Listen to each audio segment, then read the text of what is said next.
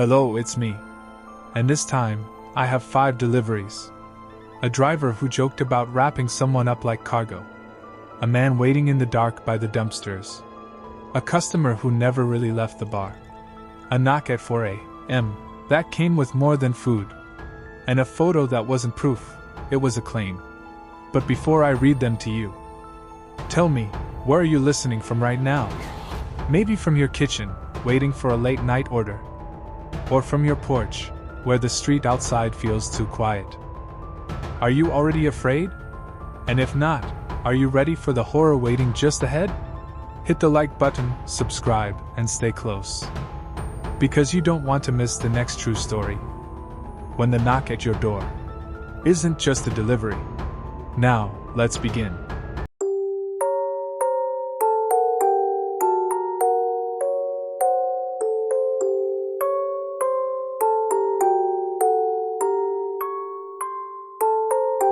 The man who wanted to wrap me. I work receiving at a big box store off Highway 6 in Ridgeview, Oregon, the kind of concrete maze where the lights never turn off and the pallets look like small cities.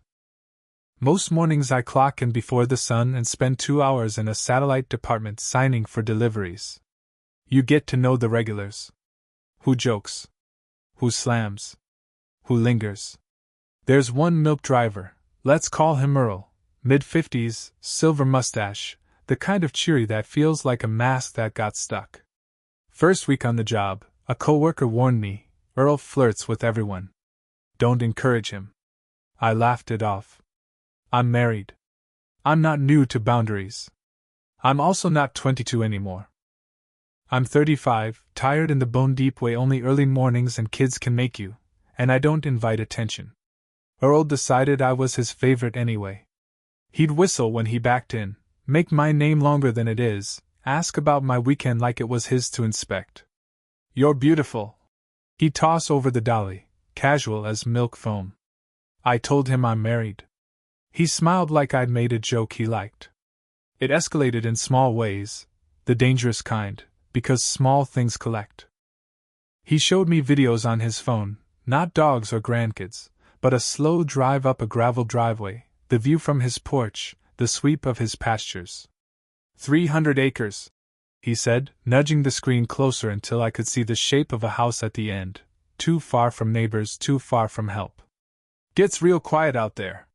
Then he started using a nickname. An obvious one for my name, but one nobody uses. Not my husband. Not my friends. Not since my father, the kind of man who could sour a room just by standing in it, used to purr it through the door at night. Hearing it again split me open like a seam. I told Earl to stick with my actual name. He laughed and repeated the nickname, like a magician proving a trick. Last Saturday, he rolled the cases into my bay, spread his arms, and said like it was cute, "What if I shrink wrap you and take you home?" I didn't mishear him. The word was shrink wrap, the plastic we cocoon pallets in. It hit like cold water. Because out here, before I moved to Ridgeview, a woman was found off the highway, naked, saran-wrapped, dumped like a broken appliance. Everyone knew who did it. No one could prove it. "No," I said, clearer than a bell. "Do not speak to me like that again." He winked, like I'd joined a game. I told my manager. She said it wasn't appropriate and asked for a written statement. She promised to handle it, which is corporate for we'll print an email and stare at it. I asked if they could guarantee my safety next Saturday when Earl arrived again. She didn't answer that part. Friday night I couldn't sleep. My stomach felt like a fist.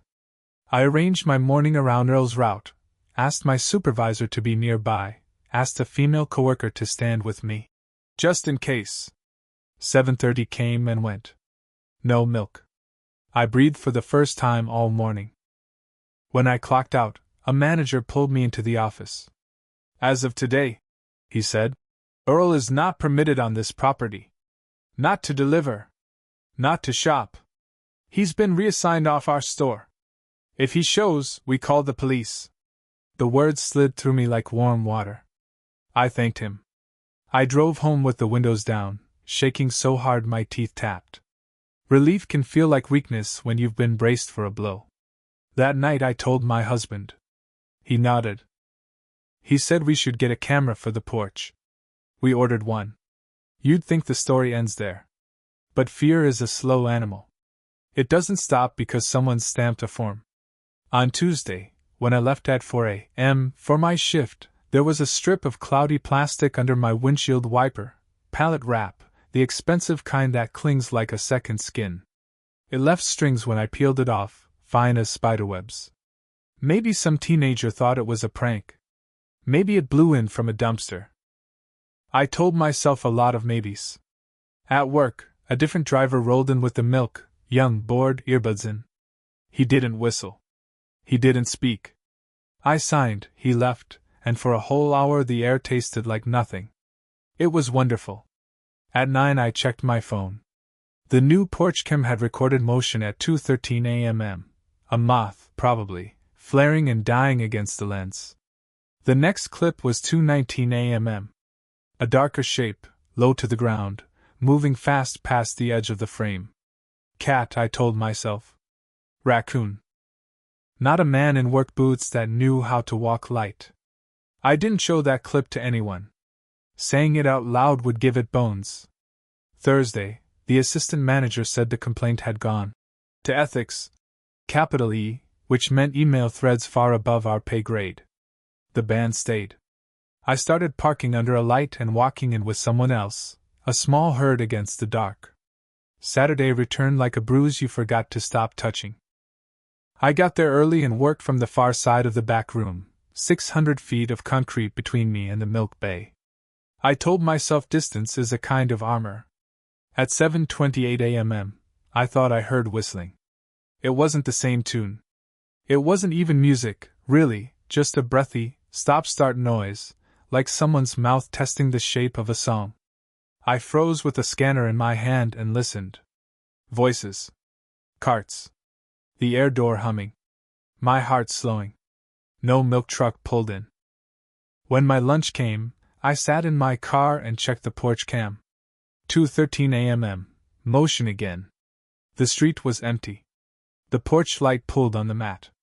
Something glittered for a second on the far edge, like stretched plastic catching a street lamp from down the block. I told myself it was nothing. I'm good at that. Survival teaches you to step around holes in the floor and call it grace. At the end of my shift, the store manager called me back to the office. It's official, he said. Earl's been barred from store property. Permanently. We've notified his company. The route's been changed.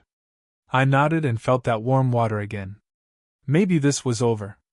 Maybe I could sleep. On the way out, I passed receiving.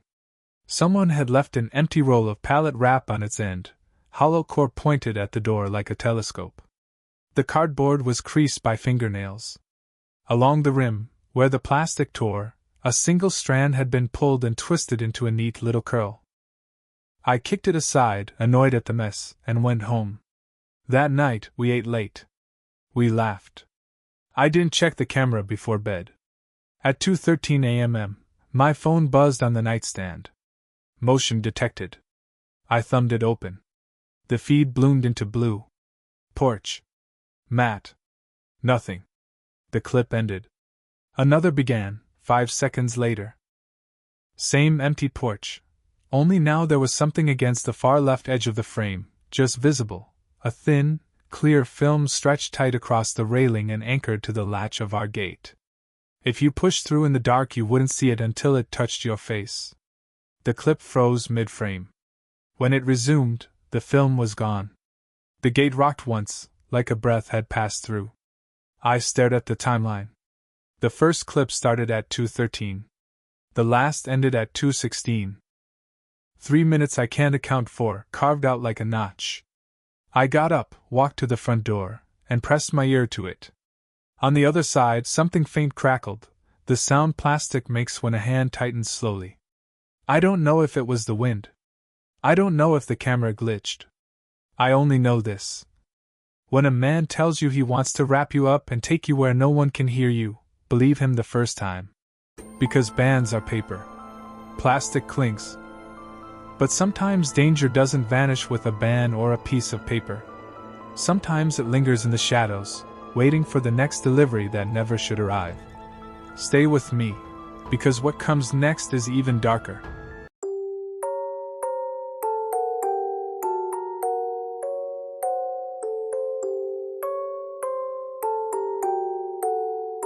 The driver who waited in the dark. It was a little after midnight in Lakewood, Colorado, when I decided to order food. Working night shift in a medical office complex meant stale coffee and vending machine candy most nights, but it happened to be my supervisor's birthday. I thought a small delivery would be a surprise, something warm, something normal. The map on my phone showed the little red car icon winding through the maze of identical buildings that all looked like storage units. I pulled on my neon yellow jacket before stepping outside. It was cold, the kind of sharp chill that makes sound travel further than it should. The parking lot was huge, lined with buzzing overhead lights, each cone of brightness surrounded by deep, swallowing shadows. I walked under the brightest lamp and waited, my breath fogging in front of me. Out here, I should have been impossible to miss. That's when my phone rang. The driver's voice crackled through. "I'm here. Come find me." I frowned, spinning in place. The entrance in front of me was empty. No headlights, no car pulling in. For a second, I thought maybe he was lost. Then my eyes shifted left, toward the dumpsters behind the building. That's when I saw him. A dark sedan, lights off, tucked against the dumpsters like it was hiding. My chest tightened. I waved both arms over my head. "I'm over here," I called, voice shaking. No movement. The car just sat there, engine low, like it was breathing. Finally, after what felt like a full minute, the headlights snapped on. The beam hit me so suddenly I had to shield my eyes. Slowly, the car rolled forward. When the driver pulled up, he didn't hand me the bag. He was speaking into his phone, fast, in a language I didn't recognize. Then he shoved the screen toward me. A translation app spoke in a cheerful robotic voice. "Hello? I am practicing English. I need new friends. Will you be my friend?" The voice was too loud in the empty lot. It echoed, bouncing against the walls.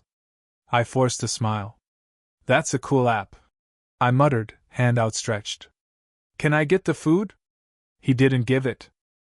Instead, he leaned across the seat, so close I could smell stale cigarettes and sweat. He brushed his fingers against mine on purpose this time. His lips curled into a smile.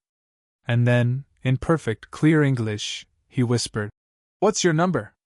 Every hair on my arm stood up. "My supervisor's waiting," I said, voice clipped. "I just need the food." His hand tightened around the bag. He didn't let go. Instead, his eyes locked on mine, and his smile widened. "Get in the car," he said softly. "We can talk inside." For a moment, the entire world shrank to that sentence. The hum of the lamps. The buzz of the engine. The weight of the shadows pressing against the edges of the light. My feet wanted to move, but it was like my body froze, trapped between his hand and the bag. Then, salvation. The door to the neighboring building slammed open. A man with a backpack walked out, yawning, headphones around his neck. He didn't even look at us. But the driver noticed. His reaction was immediate. He shoved the food at me with so much force the bag nearly tore, then slammed the car into drive. The tires screamed against the pavement as he sped out of the lot, disappearing into the darkness as if he'd never been there. I stood shaking, clutching cold fries and greasy paper. My heart pounded so hard I could hear it in my ears. Inside, my supervisor's smile faded when she saw my face. I told her everything: the car by the dumpster, the app, the question, the way he demanded I get inside. She listened, pale, and whispered, "You need to report that." So I did. First to DoorDash, then to the police. Later, I found out he'd done it before. A woman just a couple miles away told the same story online.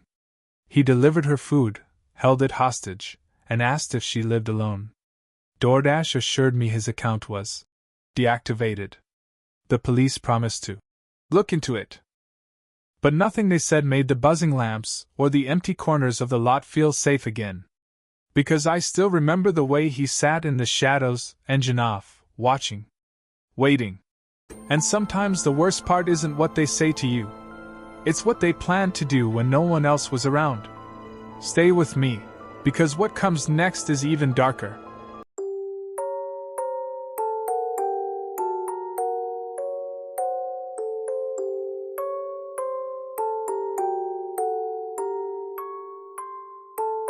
The man who never left.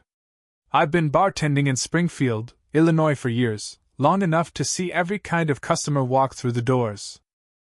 The lonely regulars, the weekend loudmouths, the sweet couples who still hold hands. But the night I met him, I realized some people don't come to bars for drinks. It started in the morning, of all things. Around 11 a.m., a FedEx driver showed up with a package. I signed, smiled, and wished him a good day. He seemed polite enough, just another face in the endless line of deliveries. I didn't think I'd ever see him again. But hours later, near dinner rush, he came back. This time, out of uniform. He walked straight in, slid onto a bar stool, and ordered a drink. I didn't recognize him right away, without the purple and orange logo, without the hat, but he leaned forward and said, "You signed for a package this morning. I came back just for you." Something in his eyes made me freeze. I laughed it off, because that's what bartenders do. Smile, nod, keep moving. I poured his drink, tried to keep the conversation light. But he kept circling back. Compliments. Questions. Do you have a boyfriend? What's your last name? Can we be Facebook friends? Each time I deflected. Each time, his smile grew thinner, more insistent. By 7, he'd had dinner, 2 more drinks, and far too much of my attention. When he finally paid his tab and left, I felt relief wash over me like a tide pulling out. The bar was busy, loud, alive again. I told myself he was gone. But he wasn't. We closed at 10. The dining room emptied, chairs flipped on tables, and I stayed behind to clean the bar.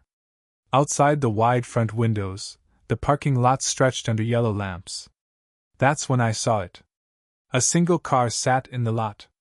Its driver's side door hung open. A man was pacing around the back seat, leaning in, leaning out, over and over as if he were cleaning, rearranging, preparing. I squinted, and my stomach dropped. It was him, the FedEx driver, the bar guest. He hadn't left. He'd been waiting for hours. I ducked into the office, hard hammering, and told my manager. Her face went pale when she saw him through the window. "Call someone," she whispered. "Call your boyfriend. Don't leave alone." So I did. My boyfriend lived 5 minutes away. I told him everything, voice tripping over itself in panic. He promised he was on his way. The manager made me wait in the office until he arrived. I sat there, hands shaking, listening to the hum of the fridge and the ticking clock. Every second felt like an hour. When my boyfriend pulled into the lot, he went straight to the driver's car. He knocked on the window. "You need to leave," he said. The man stared blankly, then muttered in another language. My boyfriend pressed closer, voice rising. "I know you speak English. You've been talking to my girlfriend all night. Get out. Now." The man smiled faintly, mumbled nonsense again, like he was suddenly deaf to English. My boyfriend gave him a warning. "You have 15 seconds before I drag you out of this car." Only then did he start the engine. The car screeched backward and sped out of the lot, vanishing into the night. I should have felt safe. But I didn't. Because I knew he hadn't been waiting in that parking lot for hours just to talk. He was preparing something. Cleaning the back seat. Making space. For me. For days afterward, I jumped at every sound. My boyfriend insisted on driving me to and from work. At night, the lot outside my apartment looked less like home and more like a trap waiting to be sprung. I never saw him again. Not at the bar. Not in the lot. But the image of him leaning into the back seat, over and over, is burned into me. Like he was rehearsing. Practicing. Because some people don't leave when you tell them to. Sometimes they wait, and wait, and wait, until the night is empty enough for their plan to fit inside. Stay with me, because what comes next is even darker.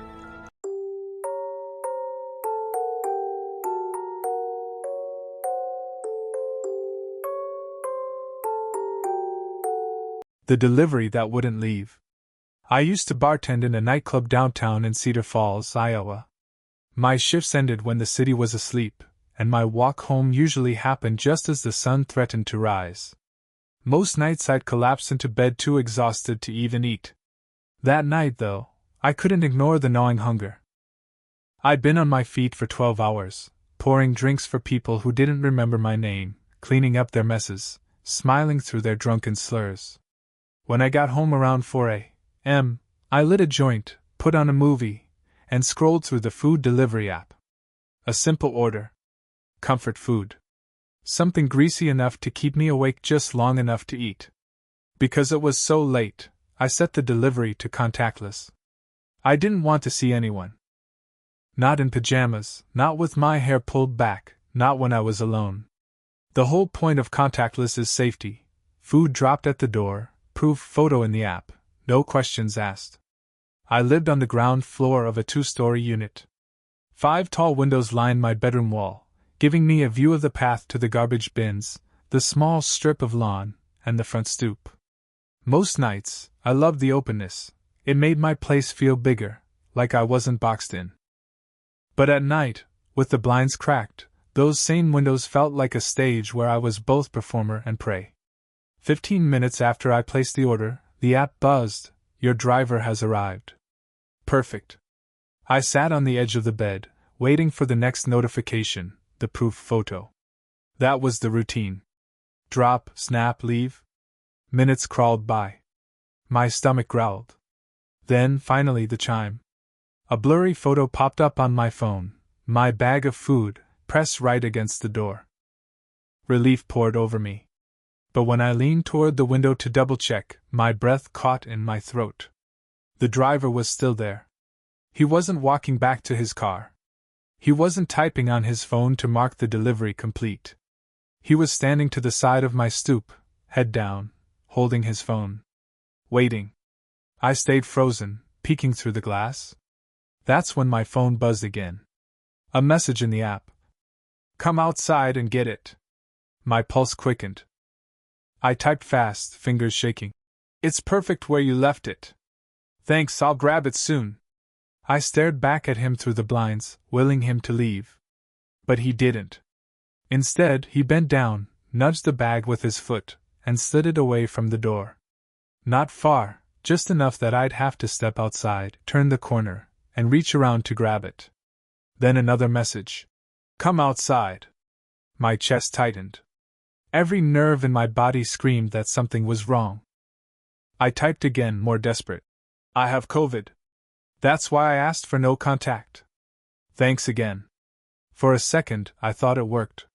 He shifted on his feet, looked down at his phone again. But then I heard it, through the glass, faint but clear. He was talking. Not to me. To someone else. A second voice answered, deeper, muffled. There were 2 of them.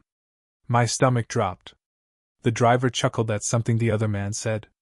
Then he rapped on my door, quick, sharp knocks. Not enough to wake neighbors, but steady enough to slice through the silence. Knock. Knock. Knock. Another text appeared. "Open the door." My throat went dry. I didn't move, didn't breathe. I just stared at the phone, at the words, at the man shifting outside my door. Inside the apartment, the silence pressed against my ears. The fridge hummed. Pipes in the wall ticked. Each sound felt amplified, like the whole world was holding its breath with me. Outside, my food sat just out of reach, now more like bait than dinner. I wanted to scream. I wanted to run. But my legs felt like stone. My hands trembled so badly I could barely type. "Thank you? I'll get it later." The typing dots appeared on his end. then vanished, then appeared again. He was right there, outside, texting me while whispering to his friend. I imagined them smiling, waiting for the lock to click. 5 minutes passed. 10. Finally, another chime. A new photo proof. My food was back against the door again. Seconds later, I saw him walk away, his friend's shadow stretching beside him. They didn't leave through the main path. Instead, they cut between the garbage bins, slipping into the dark like they'd never been there. I stayed frozen another 15 minutes before I even touched the knob. My heart pounded so hard I thought I might faint. When I finally opened the door, I grabbed the bag in one motion and slammed the door shut behind me, twisting the lock so fast my fingers scraped the metal. The food was cold. My hands wouldn't stop shaking long enough to hold it steady. I didn't sleep that night. I kept staring at those windows, afraid I'd see a shadow pressed against the glass. I reported it to the app. They apologized, gave me credit, promised the driver's account would be investigated. The police told me to call again if something happened. But nothing they said erased the sound of that knock. The steady, deliberate rhythm. Not a request. A test. And nothing erased the image of the bag sliding away from my door, farther and farther, like bait tugged on a string. Because I know what they wanted. It wasn't my dinner. It was me. Because sometimes the real danger isn't the stranger at your door. It's the shadow behind him, waiting for you to step outside.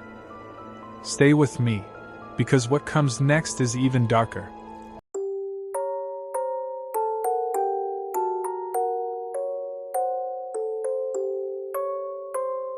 The photo that wasn't proof.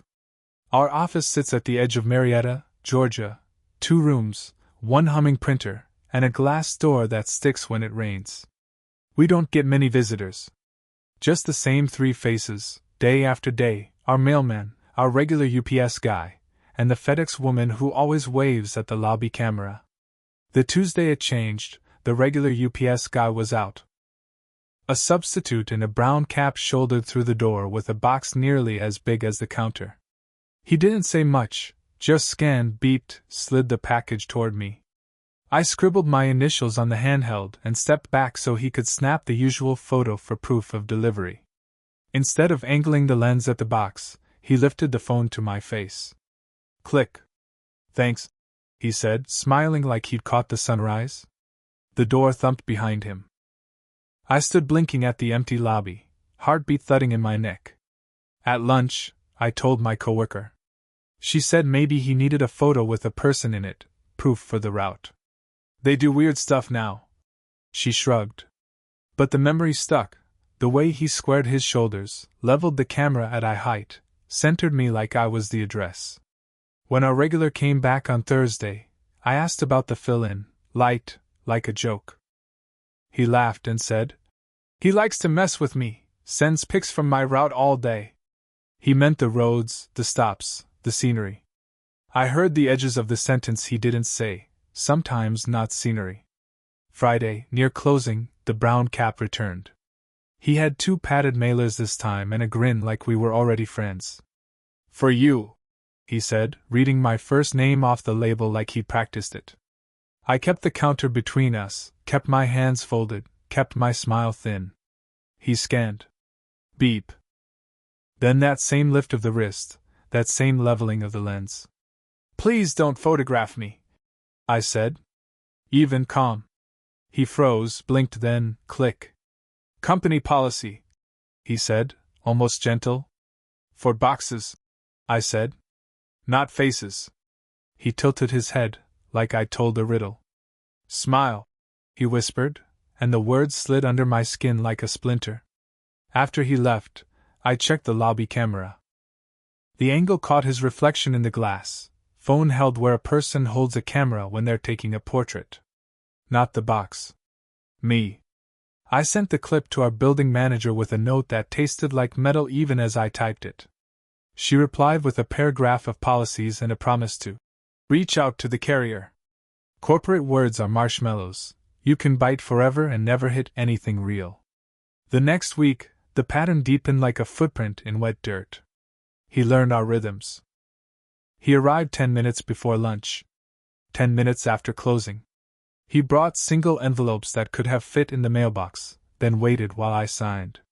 He'd say my name like a secret and lean on the counter just enough to make moving past him a calculation.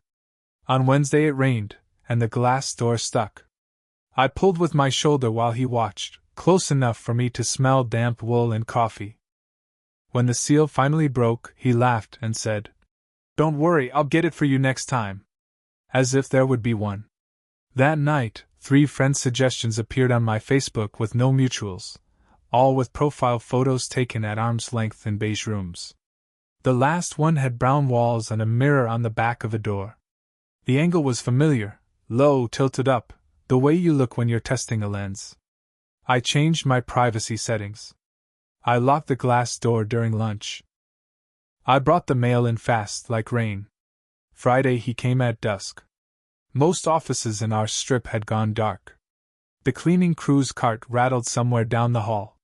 He had a small manila envelope with no return address, and a crease like it had been opened and closed 3 times.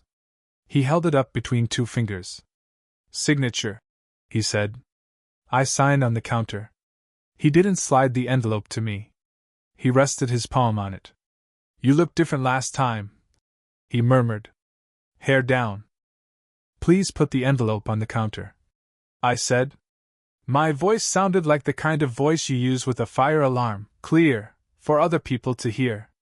He set it down, then lifted his phone again, slow, deliberate. I stepped back and the counter edge bit my hips. "No," I said. It came out sharp. He smiled and pressed the lens to the glass instead, pinning my reflection like an insect. The phone rattled as he tapped the screen.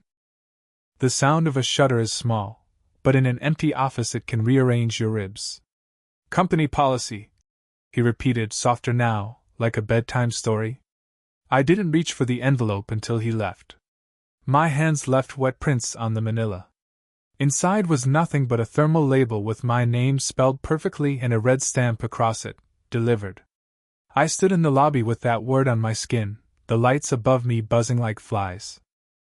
Through the glass I could see his truck idling at the far end of the lot, facing us, headlights off.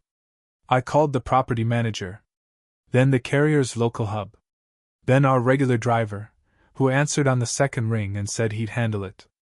I locked the door, pulled the shade, and sat on the floor behind the counter until the truck finally rolled out, taillights red as a small wound. On Monday, our regular came in with real relief in his eyes. "He's off this route," he said. "Shouldn't see him again." He paused. "Sorry. For whatever yeah? Sorry." I wanted to believe him. I wanted to believe in routes that change and rules that matter. But fear is an archivist, it keeps copies. That evening, as I turned off the lobby lights, something pale flashed at the bottom of the door, a sliver of glossy paper, pushed through the gap that sticks when it rains. I knelt and slid it out. It was my face, taken through the glass, the lobby reflected around me like a faint halo. The timestamp in the corner matched a minute I couldn't account for, between counting deposits and locking the petty cash. On the back, in neat block letters, proof. I didn't sleep that night. The sound of the shutter had found a place inside the office and inside me. Somewhere between the box and the person, the policy had shifted.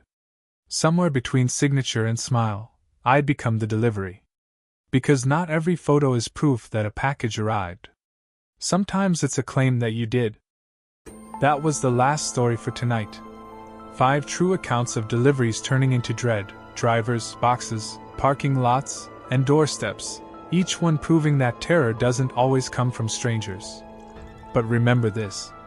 Sometimes the knock at your door isn't just a delivery. Sometimes it's the sound of someone testing how fast you'll open. Sometimes the package isn't the only thing left on your porch. And sometimes the eyes watching you from the curb aren't waiting to drive away. So tell me, if the next knock came at 2 a.m., would you answer it? Let me know what you think in the comments. This was Tell Me What Happened. I'll see you in the next story.